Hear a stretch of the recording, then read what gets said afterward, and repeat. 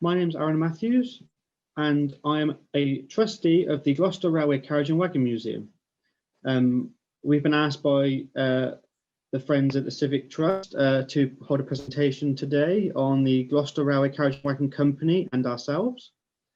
First of all, if anything goes wrong, please do let anyone us all know. I am aware some of the photographs we will be showing and the artifacts we will be showing might be the wrong way around. Unfortunately, we can't do anything about that. So let's start. So early in January 1860, a group of sort of railway and local businessmen come together to form the Gloucester Wagon Company, as it was. These included Richard Potter of Fife and Company, Edmund Walton of Walton and Sons, W.C. Lucy of W.C. Lucy and Company, and one that I know very well, and some of you may know, Mr. William Nix of Nix and Baxter, now known as Nix Timber. I'm just trying to get a photograph up to show you.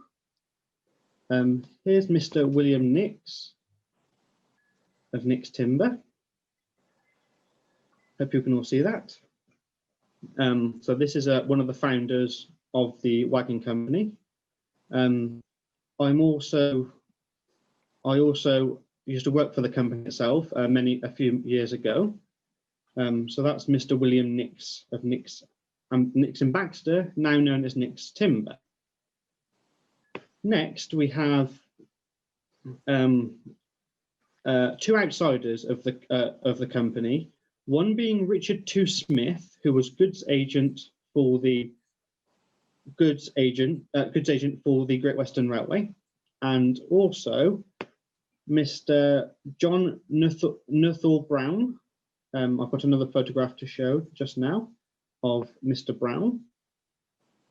He was, as I said, general manager of the South Staffordshire Railway, who came on board for their specialist knowledge in railways.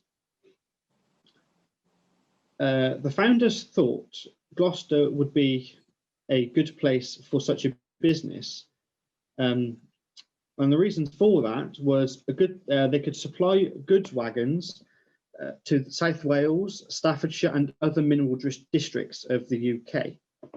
On January 30th, 1860, a meeting was held in Gloucestershire to form the Gloucester Wagon Company, the predecessor to the Gloucester Railway Carriage and Wagon Company Limited, with a share capital of then £100,000 in 10,000 shares of £10 each.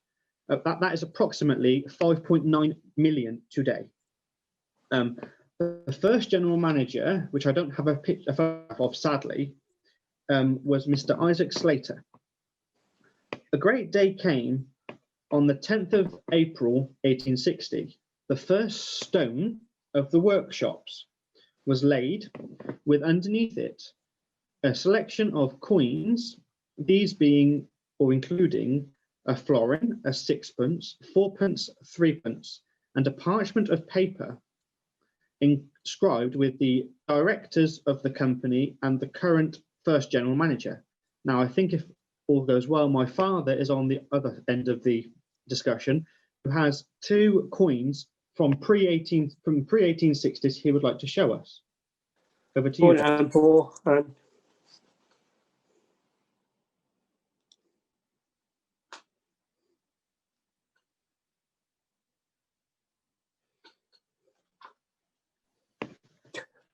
Now, if I can come back in again. Next, in February 1861, the works employed a total of 360 hands, and by the end of 1860, they had already turned out 313 wagons. In 1867, the first international order was received for the Ural and Vitebsk Railway in Russia. Special grease had to be supplied for these wagons in particular, and rolling stock, as the local peasants at the time would eat the grease that was readily available over there. Now we skip ahead to the 1870s. The chairman, Richard II. Smith, had a number of interviews with Mr. Pullman, and those of you who are aware or aren't aware, Mr. Pullman was the creator and founder of the Pullman Car Company in America, who created the elaborate Pullman cars. And I do know when the Folk Museum was around, we had a meeting with Sarah Orton, and she allowed us to hold an exhibition there a couple of years ago. And in their collection at the time, they did have a book, I think it was, from the Pullman Car Company, which was signed by Mr. Pullman himself and issued to the chairman, Richard II. Smith, who I just mentioned a while ago. Also, during the 1880s, the company also felt a pinch during the time. And sadly, they had many ups and downs, just like the museum has over the first couple of years. And therefore, the directors chose to have a cut of funds, and themselves, they chose to cut themselves down to a total of £500 per year, which in today's money is around about £33,000 a year. My father now has a small collection of paperwork from the 1880s, roughly about 1886, of solicitors' letters and property letters, which sort of talk about the various issues and that sort of thing. They were written by the general manager, which was Mr. Isaac Slater at the period.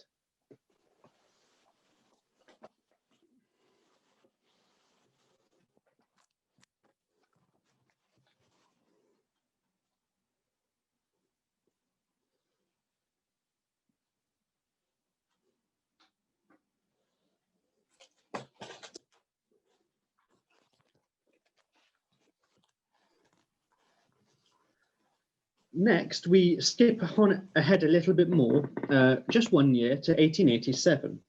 Now, the wagon works was, as I mentioned earlier, called the Gloucester Wagon Company from 1860 until 1887, when a name change came to what we know now as the Gloucester Railway Carriage and Wagon Company Limited.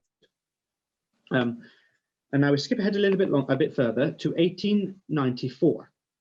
Now, many of you may be aware that sort of between 1868 and 1894, during the creation of the Severn and Wye Railway, which is probably better known now as the Dean Forest Railway, Mr. William Easy constructed a number of buildings for the railway, for the Dean, what is now known as the Dean Forest Railway, formerly the Severn and Wye. And Mr. William Easy, who was a wooden buildings manufacturer based in Gloucester, next door to the Gloucester Wagon Company, was taken over after circa 1894, by the wagon works themselves, who continued the manufacture of wooden framed buildings. And now, if I'm right, if my father's got them to hand, we have two artifacts from the Severn and Wye Railway. These are a signalling rod, cable guide, and a track rail clip, both from the Severn Bridge station on the Lydney side.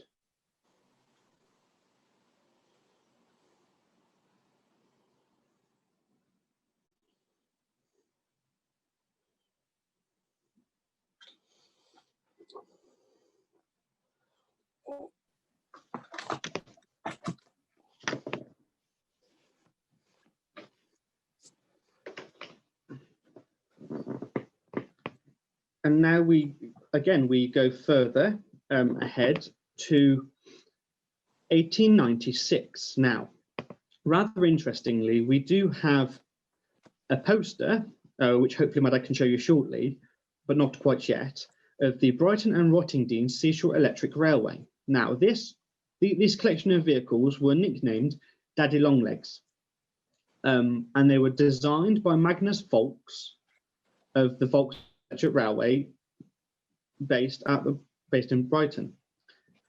These vehicles were rather unique as they stood about 20 or so, well, about 100 and so foot in the air on 4 legs. And to drive them, you had to be a qualified sea captain, as it was driven through water during the 1890s. Over to you, Dad, if you can show the picture or the poster.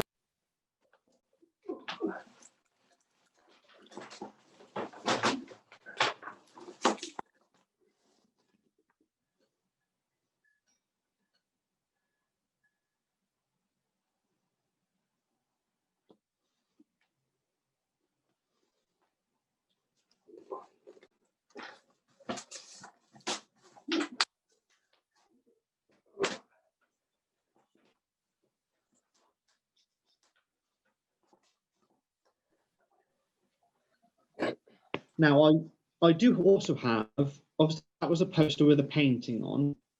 I do have 1 or 2 photographs of the car themselves also, which are, if I just show you this one here first. Here we go. This is a photograph taken in the 1890s of the vehicle itself. Sadly, the cars were destroyed. They were destroyed during the early 1900s. And sadly, there's no remains of the cars left at all. There is a model of the car, or one of the cars, in the museum in Brighton, and you can still see the original stones that was laid for the railway to travel on. Next, we jump forward again to 2 years later in 1898 with the creation of the London electric taxis built by the Gloucester Railway Carriage and Wagon Company. Now, these vehicles, to our knowledge, were the very first electric taxis to be issued to London. Sadly, I don't have a good enough photograph to hand at the moment.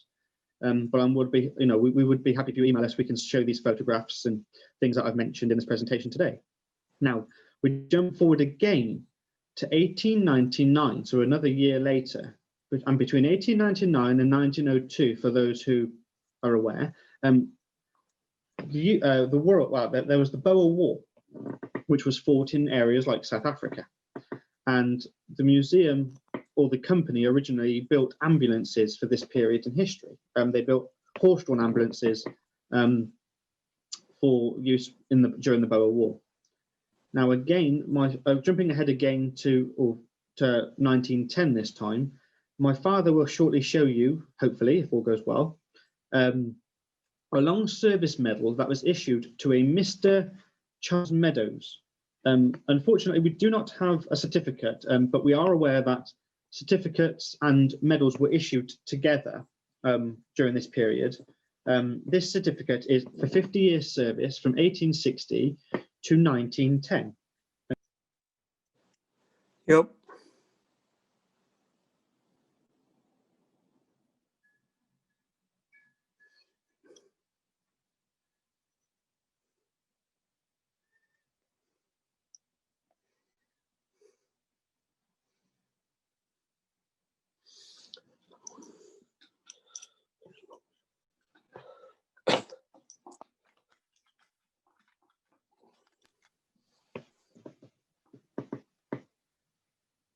We've chosen not to clean this medal because it has a lovely patina and it's part of the history of the item itself.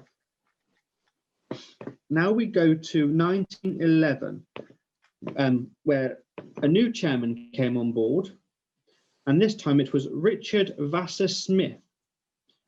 I do have a photograph of the gentleman. For those who are aware, Richard Vassar Smith, hopefully here we go. Well, I say the photograph, it's more of a piece of artwork.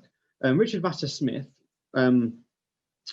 was chairman of the Gloucester Railway Carriage and Wagon Company, but he was also chairman of Lloyd's Bank. Now, it's interesting to know that the museum's bank account is also with Lloyd's, and we didn't sort of know about Richard Vassar Smith until after we joined Lloyd's. Now we skip ahead only sort of 3 years, sorry, to the First World War. Now, as many of you are aware, the First World War was not very pleasant, and we do have a small collection of artifacts and relics and items from this period. If I show you the first one, this is nothing directly relating to the First World War. I must apologise again if everything's back to front, but this artifact here, if you can see, is a prize certificate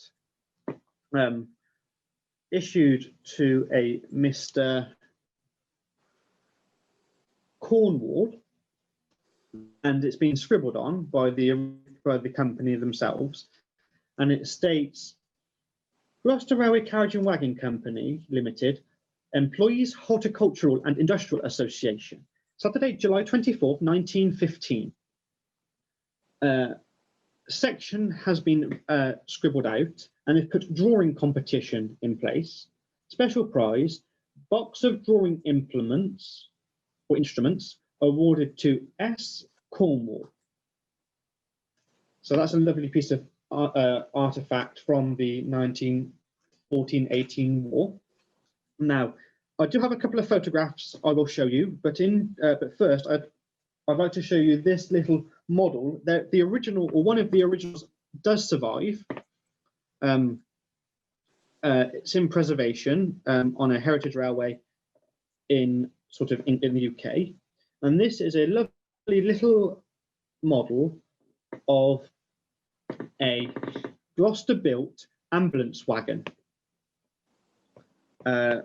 This was built during the First World War for use over in France and areas that saw frontline fighting, and it was used to carry injured soldiers and troops from the front line to the nearest hospital. It's narrow gauge, and the original, as I said, is one of these is preserved. It's only recently come back into traffic.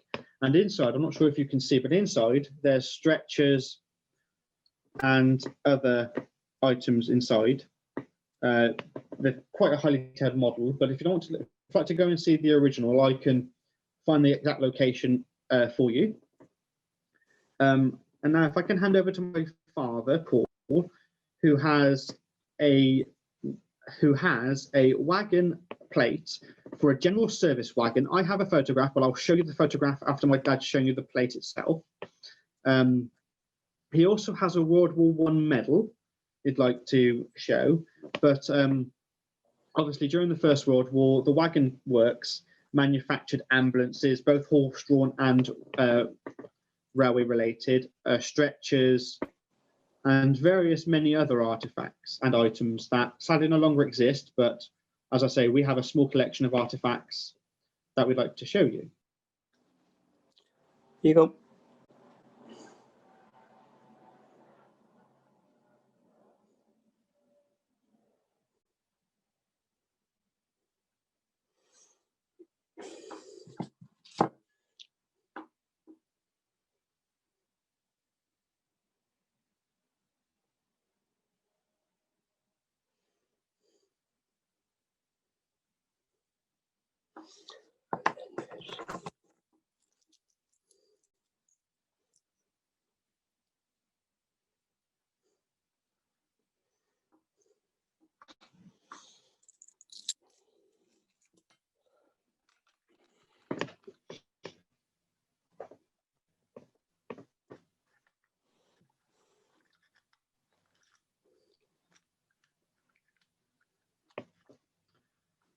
Now, the last artifact my father showed, I did forget to mention, and that was a World War, post-World War, sorry, pre-World War One and World War One, for St. John's Ambulance watch chain,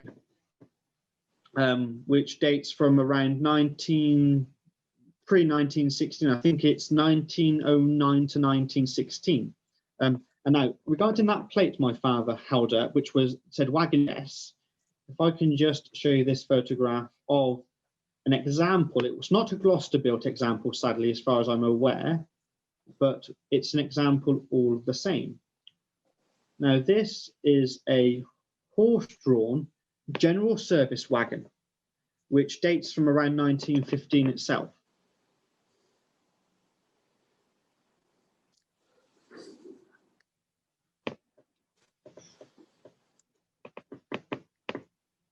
As I said, from my research, this isn't a Gloucester-built example, but it's one that matches a Gloucester-built general service wagon.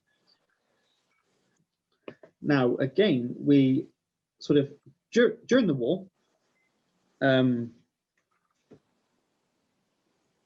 a company was formed called Wagon Repairs Limited.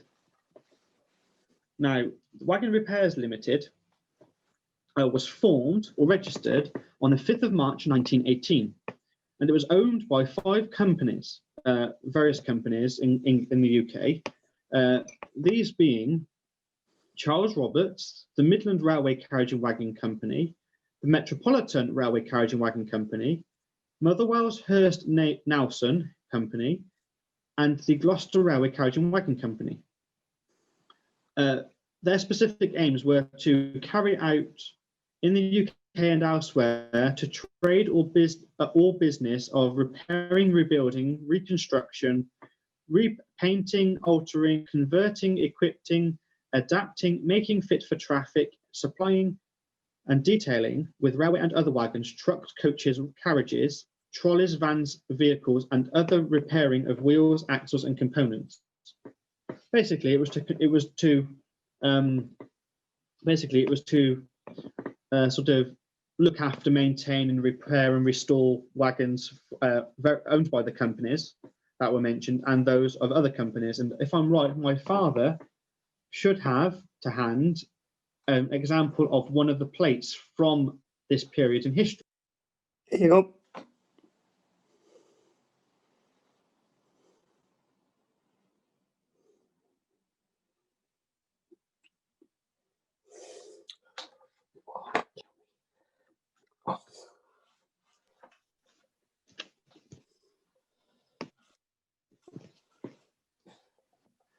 Now we skip forward to 2 years, well, between 2 and a few years later, to the 1920s and 30s. Now, many of you may know Mr. Stanley Baldwin, who was Prime Minister during the 30s.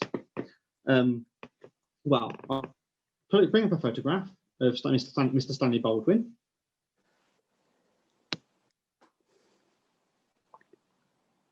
And Mr. Stanley Baldwin, before he became Prime Minister, he was on the board of directors for the Gloucester Railway Carriage and Wagon Company.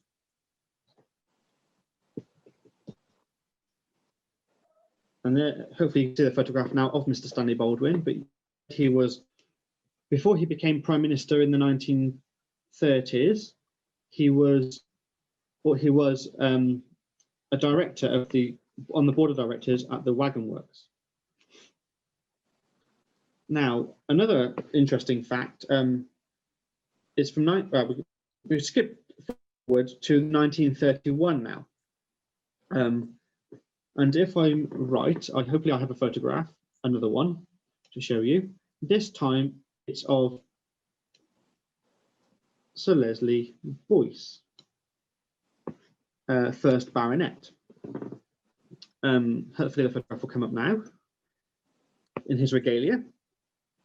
But as I said, Sir Leslie Boyce, during this time he wasn't a Sir, but Mr. Leslie Boyce at the time in 1931 became chairman of the Wagon Works itself. And now we skip forward a few years to the Second World War. Now, this period is one of my favourites. I run a number of other projects relating to the Second World War. sort of thing. So if I do ramble a bit, please do let me know. But my father will show you a few artifacts, and I will as well, hopefully in due course, including a model of a Gloucester-built war wagon that was used to transport Allied Sherman tanks during the Second World War. A 1939 rolling stock catalogue, which I've got to hand here. My father doesn't have to show this because I'll show it now. It's a lovely, quite old rolling stock catalogue from the Second World War.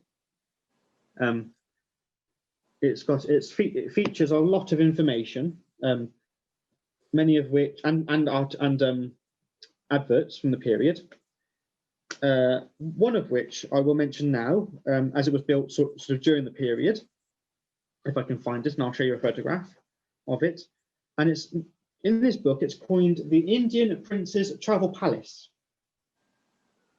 which, to those who are in the know, sort of thing, it's known as Maharaja of Indoor's State Saloon, and it still survives today over in India. It's still owned, as far as we are aware, by the royal family.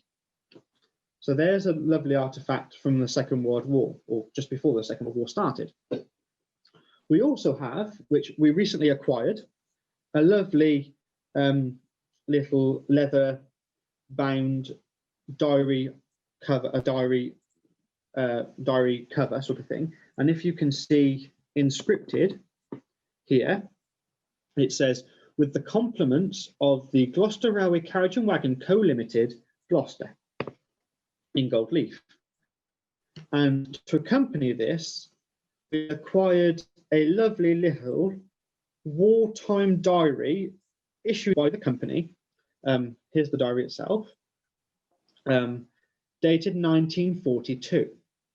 Now, in this little diary, the front covers, as you can see here, the one side mentions the Gloucester Railway Carriage and Wagon Company, and on this side here, the other side, it says, "Owing to wartime restrictions, we have had to curtail the information in this diary.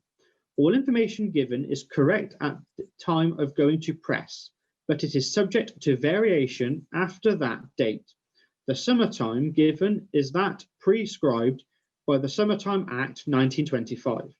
It is liable to alteration by order in council," which I think is a lovely example, and that accompanies the leather-bound wallet cover, or leather-bound diary cover, shall I say. If I show you this before my father does, because I can talk all day about these, Churchill tanks. Now, the Gloucester Railway Carriage and Wagon Company, during the Second World War, constructed 764 Churchills. From obviously, these are from various different given dates, ranging. The first orders were received in 1940, but they arrived during 1941. Sadly, I don't have a photograph. Well, I did have a photograph ready, but it's not on there. There is one Gloucester-built example surviving in the world. This is a Mark III Churchill tank, which is based in Sweden. That's one of the military museums there. It's the only surviving example that we know of that arrived in Sweden after the Second World War and was used for various training purposes. Sadly, this example has the turret, but it doesn't have the armaments like the guns and that sort of thing included in it. So it's just more or less a shell. And sadly, they have much information on this, and we are currently working with them to try and find the history of the tank itself. It might be just now that next year, okay, the orders for the Churchill tanks arrived in 1940, the contracts, but no Churchill tanks were completed until 1941. So, which means next year, if I'm correct, is the 80th anniversary of the Churchill tank. My father, if I'm right, does have a model that I built. It's partially built, it's partially constructed. He does have a Churchill tank, which he will show you now, hopefully.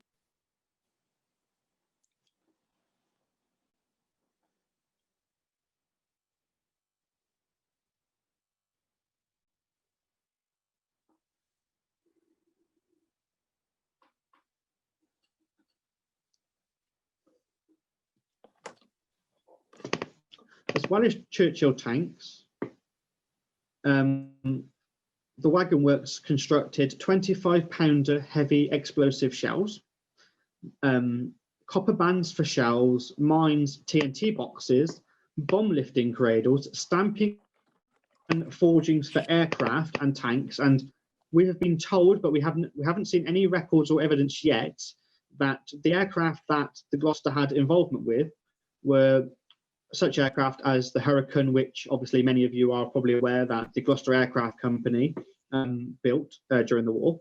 They also built mountings for unrotating projectiles and components for tank carrying road vehicles.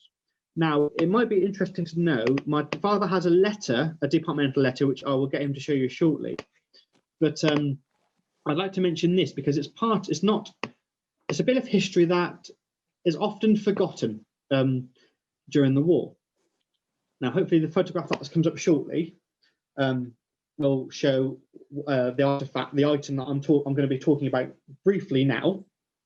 And I think it's rather interesting to mention this. I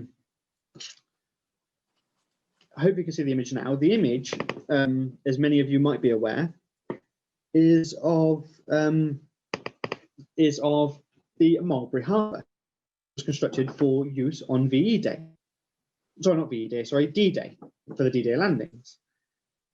Now, if I can find the page I'm looking for in one of the books we've got, it might be interesting. It might be interesting for me to read out a section.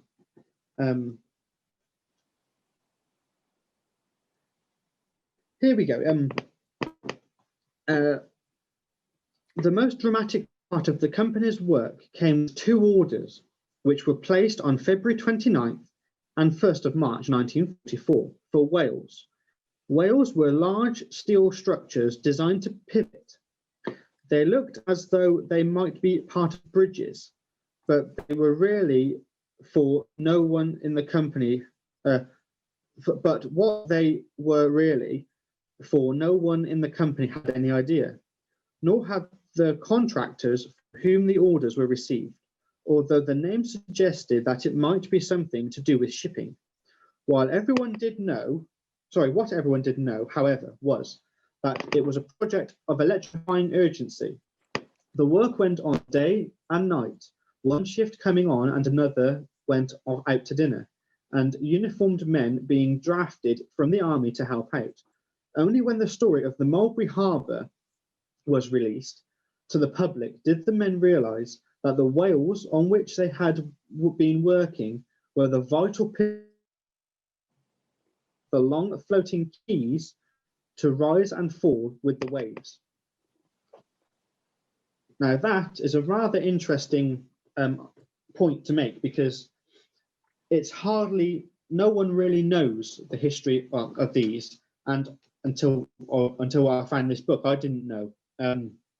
So those were the pivoting sections for the Mulberry Harbour, and as far as I'm aware, two parts of the Mulberry Harbour survived. One part is still in situ, and that's the concrete pads, the sort of the bridge sat on, and there is one of the steel girder sections preserved. I think it's at one of the military museums, either in London or Bovington or somewhere like that.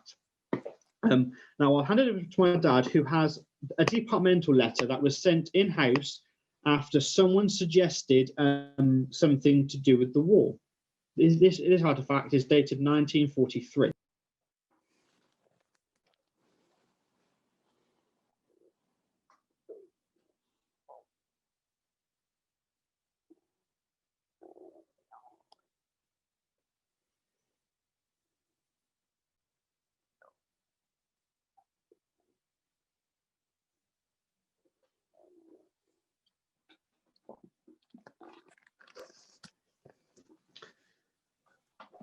Now, as we go further forward, some of the history isn't recorded as such in any books or any other way other than through knowledge of sort of records, which we have still yet to go through. We've gone through over 116 photographic albums, but there's still more in the local archives that we are going through, and we have had various and numerous meetings with the archives themselves, who have said that we can make the archive more readily available than they can, and they are happy for the museum to work with them to photograph the archives and sort it all out and go through everything.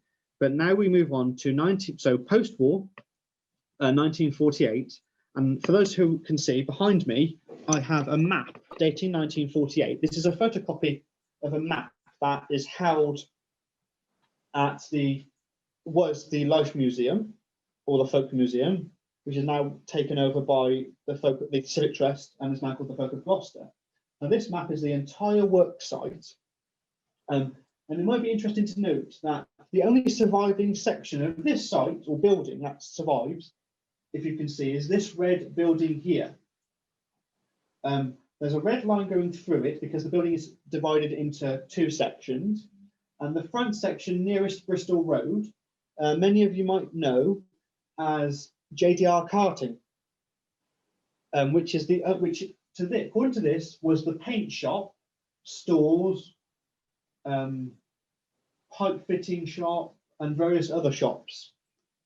And we have spoken to the director of JDR Carting, who has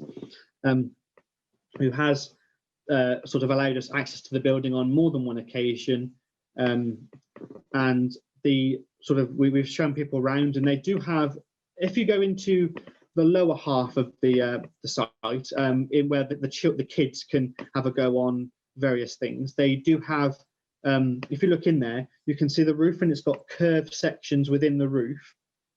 That was the paint stores where they store the paint, and it was built with the curves in mind, just in case an explosion happened, the roof would take the heavy blunt of any explosion that would happen.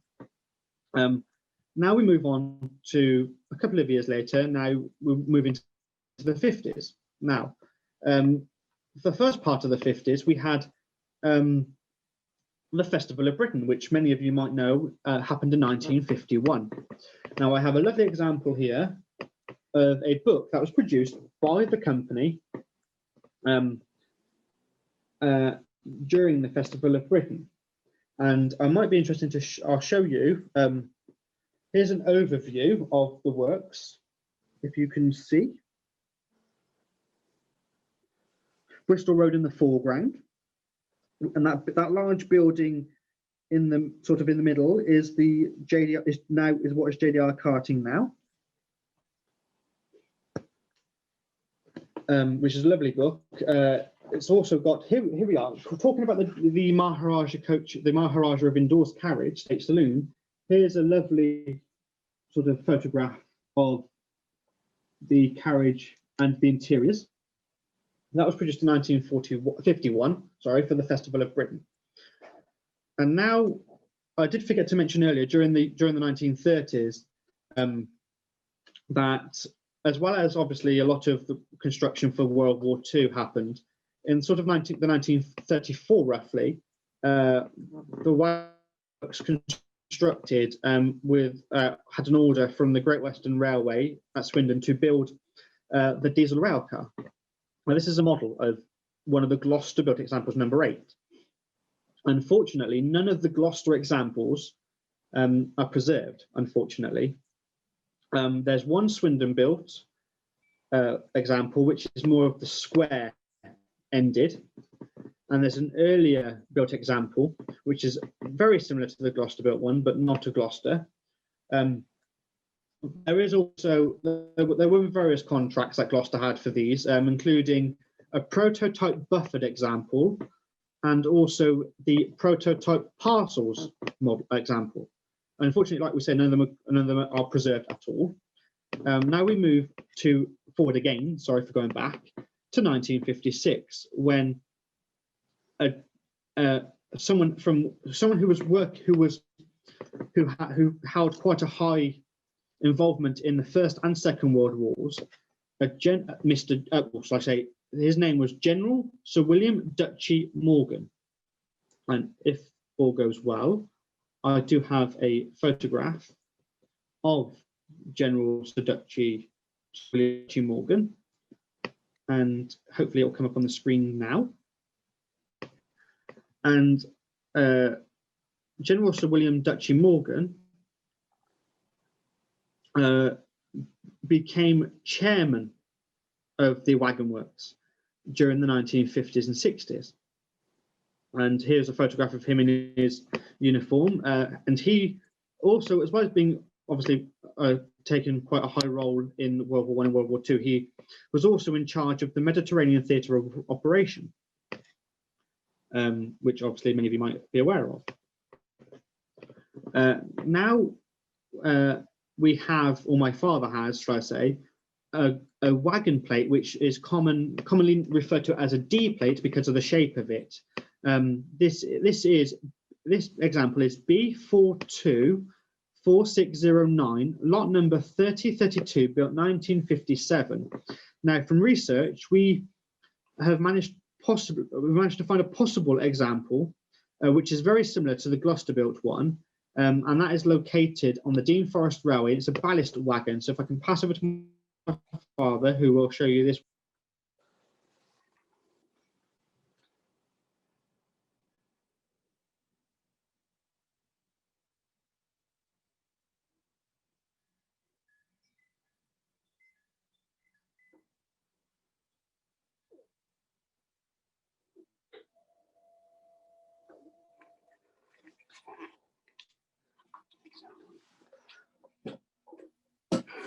I do hope you managed to see that. If not, I'm sure we can sort of work something out and show you again. So next, we sort of move forward, sort of late 50s, early 60s, and we have this lovely example, and again, another catalogue from the company, this time very highly coloured, with green and red with a white G on the front. And if I flip it over, again, inverted, so we've got the red with the white G and the small green. This covers the later period of the company's manufacture, and it's more of a very highly coloured, contrasted to the earlier example just in black and white. And then obviously we move to the early 60s again, or not, at least 1960, when the company reached its 100th anniversary, or 100th birthday as it was. And during that period, the company had commissioned a book to be produced, which is this one here. It's the history of the Gloucester Railway Carriage and Wagon Company.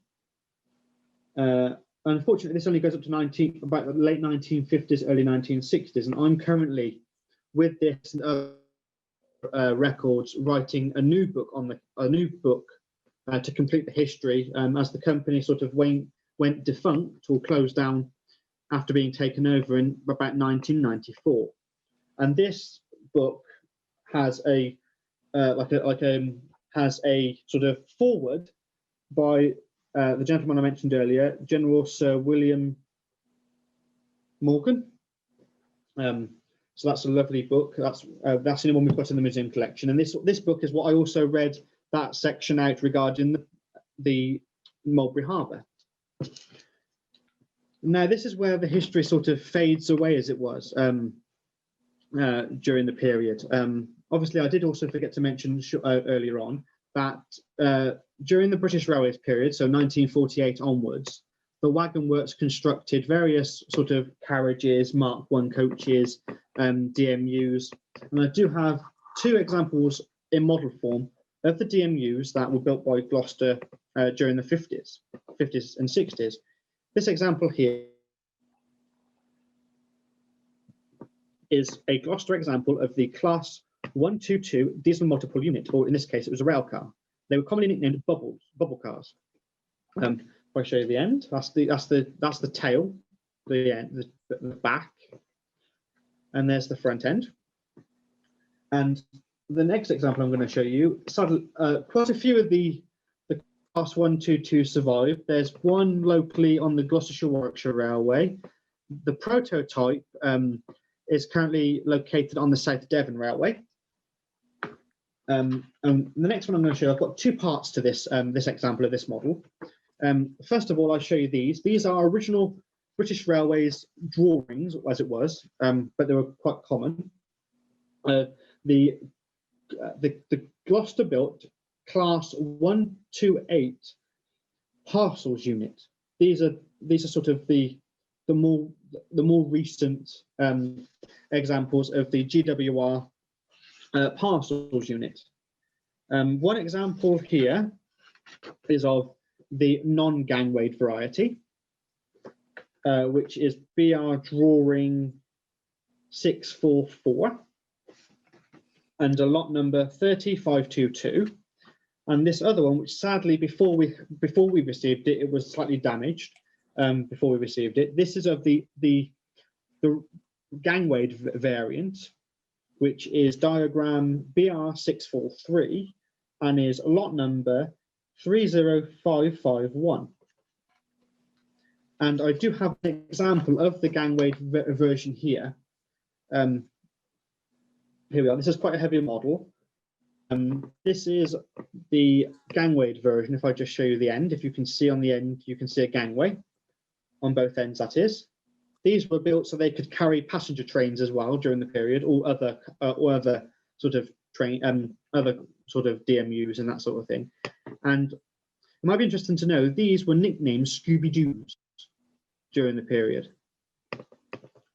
And now that's sort of it for the railway industry, the sort of railway engineering. Apart from during the 50s and 60s, up until this point, the wagon works patented a Gloucester bogie, as it was, which was commonly used on railway wagons. My father has a small working model, or should I say large-scale working model of the Gloucester bogie, which I'll get him before I write it.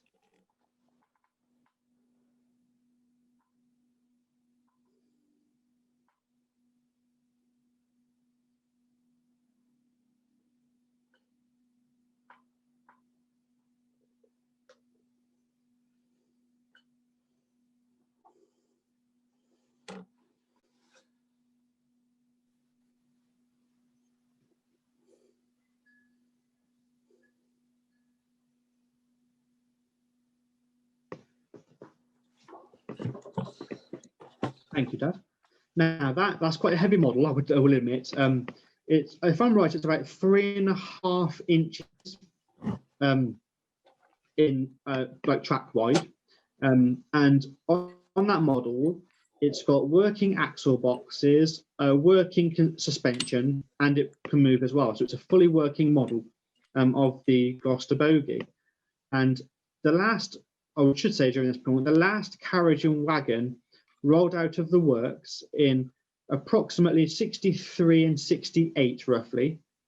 And obviously they continued to manufacture Gloucester bogies during the 60s into 70s. And some of the rolling stock you can still see on the main line today.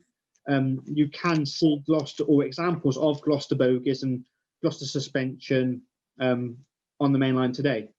Some of them obviously we didn't have the chance. We seem to have the chance to purchase 2 Gloucester bogies or a wagon that had Gloucester bogies on, which was a sea cow, sort of a ballast hopper wagon. Unfortunately, we weren't able to raise the funds in time. We did have earlier when we first formed the opportunity to buy a Class 100 DMU car, which was one of the first batches of DMUs built by Gloucester. And again, unfortunately, that sort of fell through. We weren't able to raise the funds in time. Now, this is where the history sort of vanishes. Written history sort of vanishes, apart from public, like brochures, leaflets, and that sort of thing that can still be found today. So if we look at 1961, the wagon works itself was taken over by what is now known, or what was known then and probably still is now, Wingates Limited. Wingates took over the wagon works until about 1968. Then from 68 to about 77, it was taken over again by Babcock and Wilcox. And during this period as well, so 1962-ish to 1977, so it was split, the site was split in half, sort of thing. It was taken over by Merhill Limited, And obviously, many of you who know of Merhill, they manufactured tractors, diggers, and that sort of thing for the military and general use, of which there are some examples still around today. Then we move forward again to 1977 to 1983, roughly, with Babcock's Merhill. And then 1983 to about 1986, Wibau UK. I apologise if I got that wrong. It's written Wibau. And then from 1986, it was taken over again by Babcock's Industrial and Electrical Processing, I think it is, or products. And then finally, it was taken over by a Welsh company from 1996 and 1986 to about 1994 by Powell Dufferin Limited. It might be interesting to know, I know I skipped this earlier, but there's a Welsh connection that goes back to the wagon works, right back into sort of the 1890s and 1880s, when the wagon works had 600 depots all over the world, and of which about 6 of them were based in South Wales. So there was a depot, like a wagon repairs facility, in Newport, Cardiff, Kilwine, which is in sort of near Aberdare, Pontypool, which obviously many of you might know is the Pontypool and Blaenavon Railway. They're sort of located near the former the wagon repairs facility that Gloucester had. And obviously there was many more. There was one in London, Birkenhead, Lydney, and many other places. And the Lydney one, many of you who go to Lydney might know the bus depot near Lydney train station. The bus depot is on the site of the former wagon repairs facility. That was owned by the Gloucester Railway Carriage and Wagon Company Limited. And then sort of, this is where, between 1996 until quite recently, to be fair, there was no history for wagon works at all. Until myself, my father, Paul, who you've sort of seen holding the artifacts, my partner, who sadly can't be with us today at the moment because they're quite busy, came to form the Gloucester Railway Carriage and Wagon Museum initially. That was 2016, and since then we've travelled mainly in Gloucestershire and acquiring artifacts. As you can see here, we've got many more artifacts, which are mainly on our website at the moment, as we don't have premises at the minute. We started out as a portable mobile museum, taking our exhibition and our displays to various events such as Gloucester Day, Gloucester Goes Retro. We held, as I mentioned earlier, a display at the what was the Life Museum, now the Folk of Gloucester, and we've attended Tewkesbury Winter Steam Rally. We were supposed to be attending the Worley Model Exhibition at the NEC in Birmingham this year, but sadly that was put off due to restrictions and that sort of thing, so we weren't able to go there. In 2017, some of you might not be aware, but as the company went defunct in about 1994, it was decided that the museum would register the company again.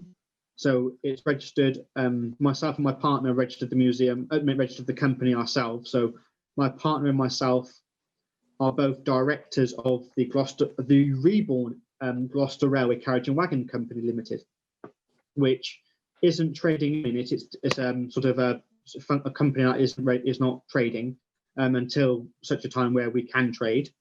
And then we skip to, like I say, we go to many events, and then we skip forward again to this year, when in September this year we managed to finally register as a charity, and that's pretty much where we're finished for today.